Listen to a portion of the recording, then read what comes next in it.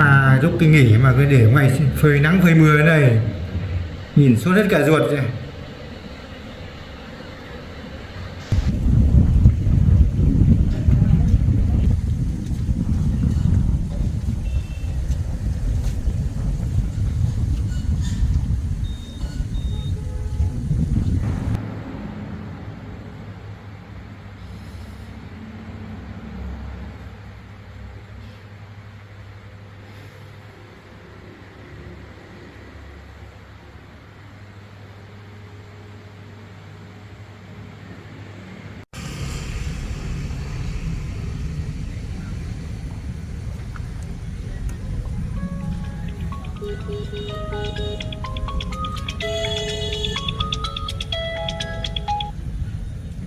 Alo, ai đấy ạ?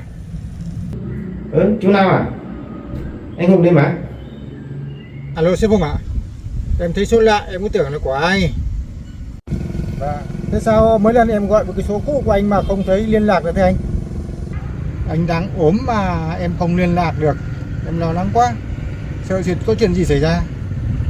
À, cái số cũ của anh á? Số đấy anh bỏ rồi. Bây giờ anh dùng số này nhá, chú lưu vào nhá. Dạ vâng. Thế dạo này sức khỏe của anh thế nào ạ? Anh có đau nhiều không ạ? Thế hiện giờ sếp đang ở đâu đấy ạ?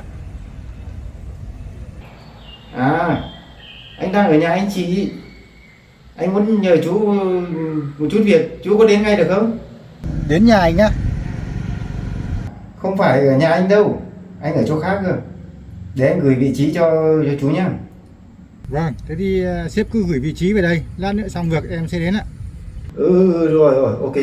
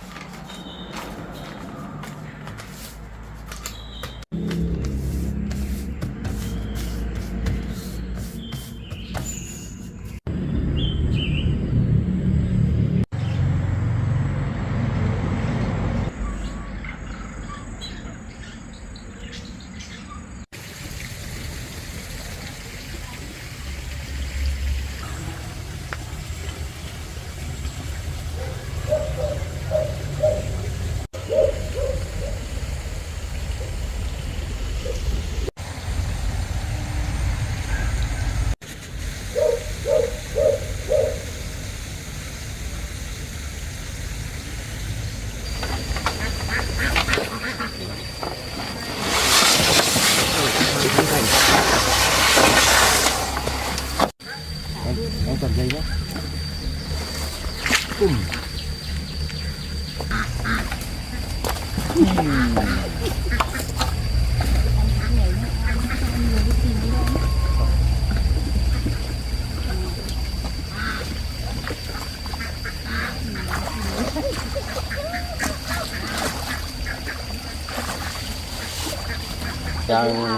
Ra ngoài trên nắng em đi cẩn thận nhé. Vớt một tí anh ạ, nhiều.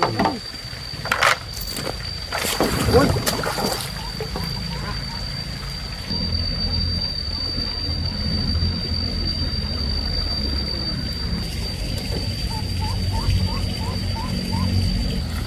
Em ơi, vớt sắp xong chưa? Sắp xong ra đây anh đón luôn này. Em vớt được bao nhiêu rác anh ạ? Nhiều lắm đây này anh ơi. Thôi xong rồi anh ạ. Xong. Hai em mình ai mệt hết rồi. Coi như hôm nay hoàn thành cao đấy, vừa làm xong mảng lại vừa vớt được rác. Lấy đồ đây em ơi. Thôi được rồi. Đi.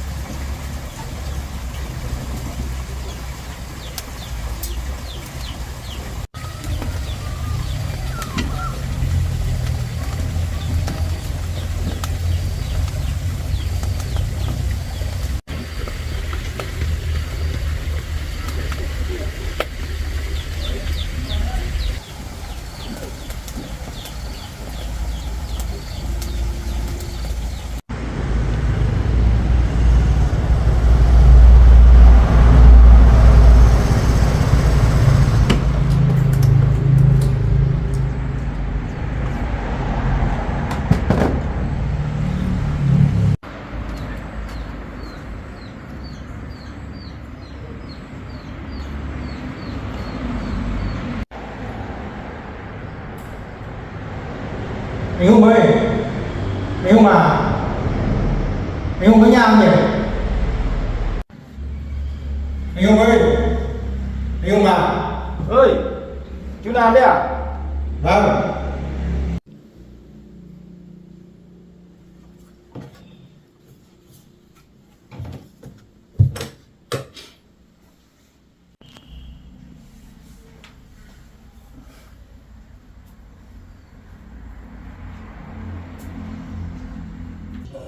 Chú làm đấy à? Anh à, thế tại sao anh không bảo em đến nhà mà anh gửi định vị chuyến đến đây? Ôi dồi ôi, chú ơi, chuyện dài lắm. Lát nữa chú dưới kia anh sẽ kể cho chú nghe. Đi chú thế này. Vâng, anh rất đau lắm à? Đau lắm. Vâng, thế đi, thế đi. Chú có uống nước chú. Vâng. Sếp vẫn đau lắm hay sao mà mình thấy cứ thấy không một. Nó đau từng cơn một chú ạ. À thế.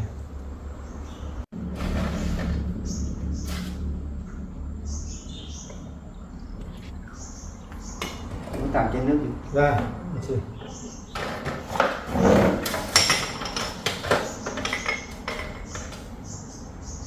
Chú uống nước đi. Vâng. Thì hình là cái bụng của anh nó cứ đau từng cơn chú ạ. Vâng. Nó chưa khỏi hẳn được. Vâng. Thế dạo này trên công trường công việc tiến triển ra sao? Ở trên công trường thì giờ nó mưa lắm anh ạ. Bây giờ nó là mùa mưa mà. Thế thì em cũng tạm cho công nhân nghỉ mấy hôm. Năm nào thì cũng không thi công được, nó mưa cũng không thi công được. Thì cho anh em nghỉ cho nó khỏe quân. Lúc nào tạnh cái thì lại cho triển khai tiếp này. Thế anh này vẫn đau thế kìa. Cũng không giấu gì chú. Nó đau dày hơn chú ạ. À, Rồi nhưng mà nó thỉnh thoảng đau á, nó đau dày hơn rồi nó đau quặn. Khó chịu lắm chú ạ. Thế anh uống có thấy ngon không? Ăn uống bây giờ nó ăn gọi là mình ăn để mà giữ thân thôi, chứ ăn cảm giác nó cũng ngon rồi chú ạ. Chú uống nước đi. Thực ra mà nói là anh cũng muốn gọi chú đến đây, anh có công việc muốn nói thẳng với chú. Bởi vì tất cả anh em công trường anh tin tưởng mỗi chú thôi. Nên ra là ban nãy chú có hỏi gọi là thế tại sao lại không nói qua điện thoại, lại gọi em đến tận đây nói. Thì nói trên điện thoại thì nó không tiện chú ạ. Thì anh cũng muốn trao đổi có một chút cái việc về căn bệnh của anh ấy. Bởi vì anh cũng biết là căn bệnh của anh nó cũng khá trầm trọng. Thế đâm ra rằng là anh mới gọi chú đến đây trao đổi một số vấn đề. Thế mà là vừa rồi anh xác định là chữa bệnh ở đây thì chắc là không ổn. Thì cái căn nhà ở trên thành phố anh bán rồi. Bán thì mục đích anh để anh dồn tiền để đi chữa bệnh chú ạ.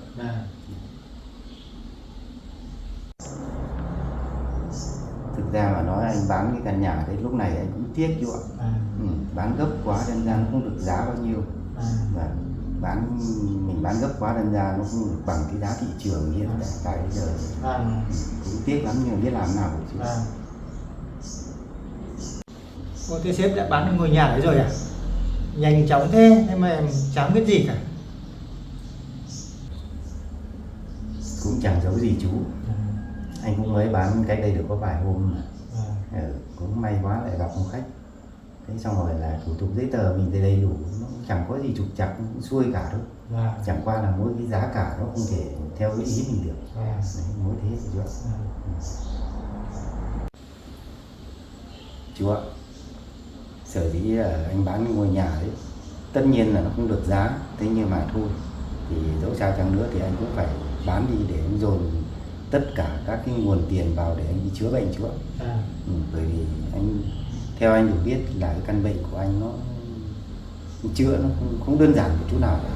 Thì đâm ra là hướng tới này có thể rằng là anh phải đi ra nước ngoài anh chữa bệnh chú ạ. Đấy. Chú uống nước đi. Thực ra mà nói là hôm nay gọi chú xuống thì anh có chút việc anh rất là muốn nói với chú. Tin tưởng nhất chú anh mới nói với chú ấy. Thế chắc là anh em mình công tác với nhau từ xưa nay là chú cũng hiểu tiếng Anh rồi đúng không?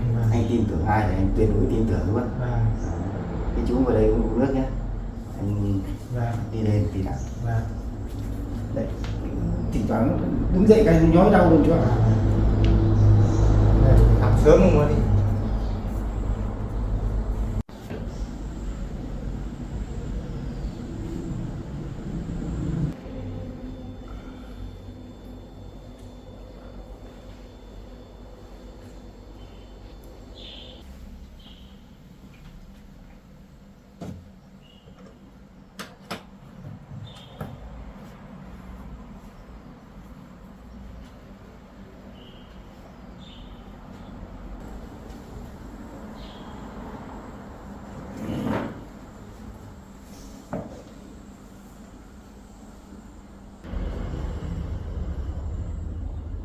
Ôi thế nhưng mà cái nhà này là nhà của ai mà anh này đến đây nhỉ?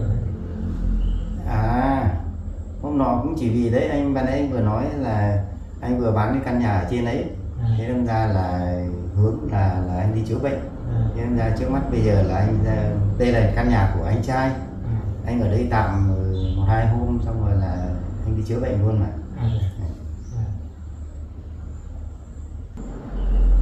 Chú nào ạ? Anh gọi chú đến đây là anh muốn nhờ chú cái này. Tất cả có 2 việc. Thế nhưng mà trước hết thì cái việc đầu tiên thì cái này là anh nhờ chú, cái tờ này là cái đơn anh xin thôi việc. Nhờ chú đem về dưới tổng công ty nộp của anh. Bởi vì là chú không cần phải trình bày gì đâu, chú chỉ cần cầm cái tờ này xuống tổng công ty nộp cho anh thôi, này nộp trực tiếp. Thế còn là về phần giao dịch với tổng công ty thì tôi đã điện thoại, tất cả dưới người ta biết hết rồi, sếp tổng biết rồi. Đấy, nội dung biết rồi, chẳng qua là cái tờ đơn này là để mình đưa trực tiếp rồi. Đấy thì chú họ anh nhé. Đấy, về cái phần đấy là cái phần của công ty. Còn việc thứ hai chú ạ, việc thứ hai về cái bức thư này thì nội dung cũng như hôm nọ anh gửi chú cái bìa đỏ ấy. Cái này là trước mắt anh, trong nội dung lá thư này anh cũng viết rõ ràng rồi. Thế nhưng mà là chú đừng có đưa cho Tieu Vi bộ. Chú nhớ rõ chưa? Đấy, nếu giả sử mà đưa cho ngay bây giờ thì nó không hay. Đấy, nói thẳng ra mà nói nó không hay. Thế ví dụ như là anh sau này anh đi chữa căn bệnh này, nếu giả sử mà có xảy ra cái chuyện gì xấu thì lá thư này với lại cái bìa đỏ chú hãy đưa cho cô Tieu Vi. Thế nếu giả sử mà anh may mắn trở về thì lúc đấy anh em mình nói chuyện sau. Đấy, anh nhờ chú việc.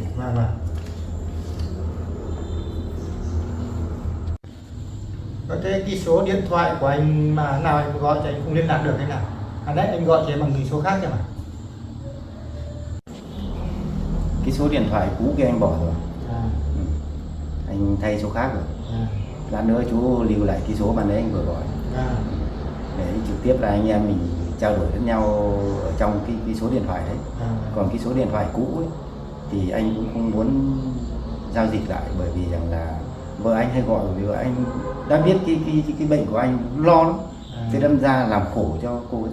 Thế đâm ra là tốt nhất là mình cứ đi chữa căn bệnh của mình, xong rồi là mình để cho cô ấy biết cô lo trong cuộc sống nó không an tâm thế nào. Chú nhớ giữ kín cái bức thư này với lại cái giấy tờ trang trại vừa rồi anh đưa cho chú ấy. Chú có giữ kín của anh đấy. Nếu giả sử mà sau này ví dụ như là trường hợp bệnh của anh xảy ra chuyện xấu thì lúc đấy chú không đưa cho cô Tieu Vi, để cho cô Tieu Vi lúc đấy sẽ hiểu được cái tâm trạng của anh. Bây giờ chứ bây giờ chú phải hết sức giữ kín và giữ cẩn thận cho anh nhé, anh tin tưởng nhất chú đấy. Anh yên tâm. Hiện tại bây giờ anh cũng đoán là cô Tieu Vi sẽ biết anh bán cái căn nhà ở trên thành phố rồi chú ạ. Thế nhưng mà là rồi sau này cô ấy sẽ hiểu anh. Bởi vì đường chính mình không tham ô, tất cả công việc anh làm thì chú đều biết rồi đấy. Làm đến đâu mình thanh toán đến đấy, làm nào mình anh tiền nong anh em mình thanh toán xong rồi. Đấy, mình không lưu trữ mà mình không tham ô gì cả, đâm ra là bây giờ hiện tại anh đi chữa bệnh anh không có chút tiền nào đâu. Đấy, bắt buộc phải bán căn nhà chú ạ. Chú ạ, anh rất hiểu tính vợ của anh. Vâng. Mình thương cô, mình rất là thương cô ấy, mà cô ấy rất là thương mình. Mà mình thương cô ấy ở lý do này, cô ấy đã vất vả từ nhỏ rồi. Đấy, cái tình cảnh của cô ấy là thỉnh thoảng chú đến thì chú biết rồi. Cô ấy khổ là khổ suốt từ bé rồi chú ạ. Khổ cả vì chồng, khổ cả vì con. Chồng thì nợ nần để lại cho cô ấy một gánh nặng khổ đến cho đến bây giờ. Đấy. Về con thì lại có một thằng con nuôi, chắc là liệu chú có biết không nhỉ? Đấy. Thế nên ra là bị người ta bắt đi mất. Nuôi suốt từ nhỏ, và trong đó cứ đùng cái người ta bắt đi mất tích luôn.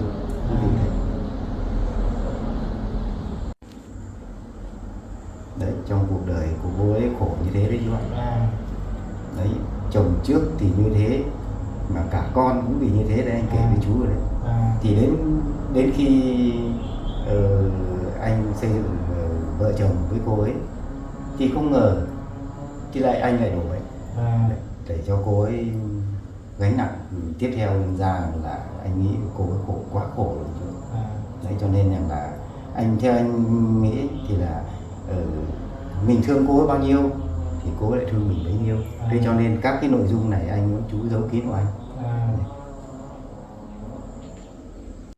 Cả đời ấy cô ấy chịu khổ như thế rồi, anh không muốn cho cô ấy biết ngay bây giờ, sợ cô bị sốc.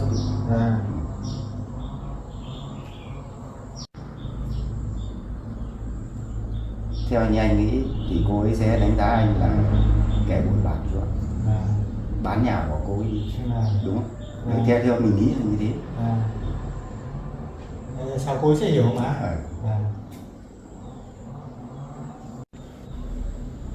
Anh thà để cô ấy hiểu lầm, chứ không để cho cô ấy đau khổ. Trước mắt bây giờ cái căn bệnh của anh như thế thì cô ấy biết cô ấy sẽ rất là đau khổ chú ạ. Em thì em lại nghĩ khác anh ạ. Có cái chuyện gì anh cứ nói với cô Tieu Vi để cả hai mà có thể là chăm sóc lẫn nhau. Biết đâu có vợ mà chăm sóc cho thì có thể là bệnh tình có thể là tiến triển theo cái chiều hướng tốt thì sao anh? Đúng chưa ạ? Anh đã quyết định rồi. Cô ấy còn gánh nặng. Một là mẹ già, thứ hai là con gái đang đi học chú ạ. Hơn nữa là chị Câm bây giờ vẫn đang chữa bệnh. Cô ấy chịu gánh rất là nặng. Xong rồi lại kinh tế lại eo hẹp nữa chú. Tất cả bao nhiêu việc đổ lên đầu cô ấy. Anh không muốn trong lúc này thì thêm cái công việc chăm sóc anh nữa.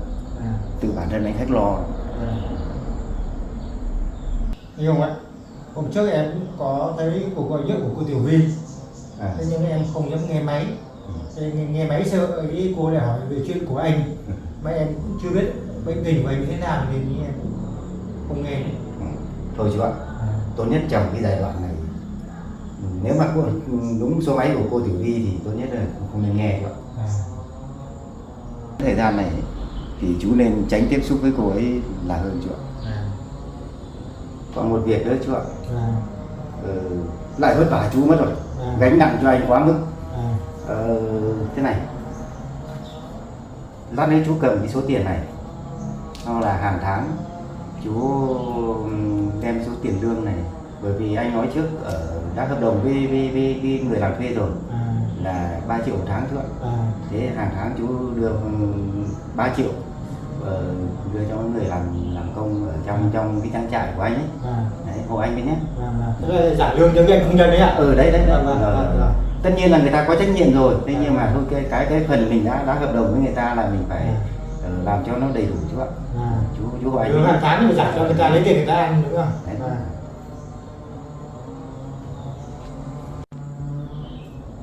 Nếu giả sử mà người làm công thì người ta có hỏi thì chú cứ bảo là anh Hùng anh ấy đi có việc, nhờ tôi đến trả lương thay. Thế là xong chú ạ. Rồi, ok. Thực ra mà nói chú ạ, anh rất thương vợ anh, rất thương cô ấy. Thế nhưng mà là đấy, từ ngày cưới đến giờ mà cái công việc mình thì bận, mà quê anh thì ở xa. Đã đưa cô ấy về quê anh một lần nào đâu chứ. Thế đợt này mà khỏe là xong cái là đưa cô ấy về quê lên một lần. Đấy, cái hướng là hôm nọ là vừa rồi là hai vợ chồng đã hứa với nhau như thế rồi. Thế nhưng mà đấy, tự dưng mình lại đổi căn bệnh nó như thế. Thì đâm ra là mình lại làm khổ cho cô ấy. Thế đợt này mình đi nước ngoài mà chữa bệnh xong rồi về phải đưa cô ấy đúng như đúng này luôn. Đúng rồi. Thế nhưng mà ở tới này xem như thế nào đã. Chứ còn mình không nói trước được điều gì chứ. Anh thương cô ấy ở cái lý do này, bởi vì là trước khi đi công tác ấy, thì anh đã hứa với cô ấy rồi là đi công tác về là anh sẽ đưa, trước mắt là đưa cô ấy lên thăm mẹ vài bữa, thế xong rồi là đưa cô ấy về dưới quê, báo nghỉ ở dưới quê nữa chú ạ. Thế nhưng mà là đùng một cái anh lại đổ cái căn bệnh nó như thế, thì thực ra mà nói anh rất là thương vợ anh. Thế nhưng mà không biết đường nào, anh thôi tốt nhất là trước mắt bây giờ mình cứ đi chữa bệnh mình đã chú. Thế cho nên lý do anh mới bảo là chú phải giấu kín, không cho vợ anh biết là anh đi chữa bệnh. Chứ bây giờ đùng một cái bây giờ cô ấy biết anh đi chữa bệnh, anh mắc cái căn bệnh này thì cô ấy rất là buồn, cô lại đau khổ chú.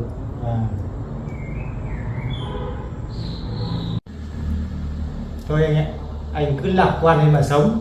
Bây giờ mà anh cứ buồn ấy, là bệnh tình nó nặng thêm đấy.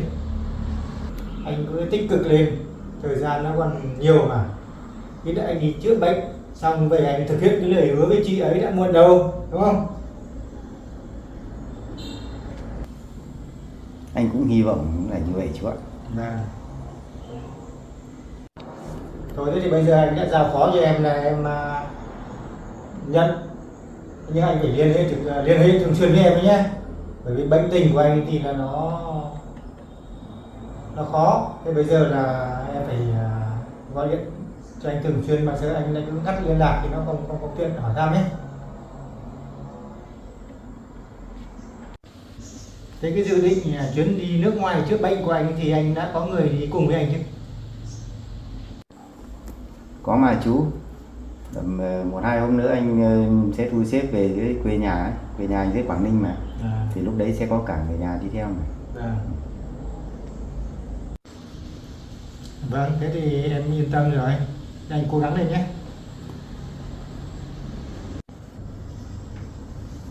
Chú ăn quả đi chú. Vâng. Ăn quả uống nước đi. Vâng. Chú uống nước đi chú. Vâng.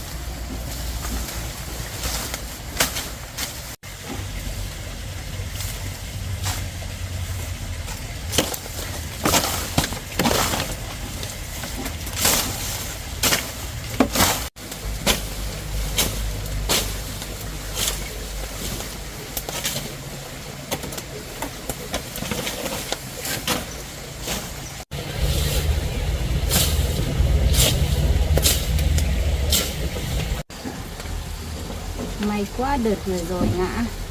May không sao, phần mềm thì mình vẫn phải đi thuốc nam để uống. Cái thuốc này nó cũng là bổ não.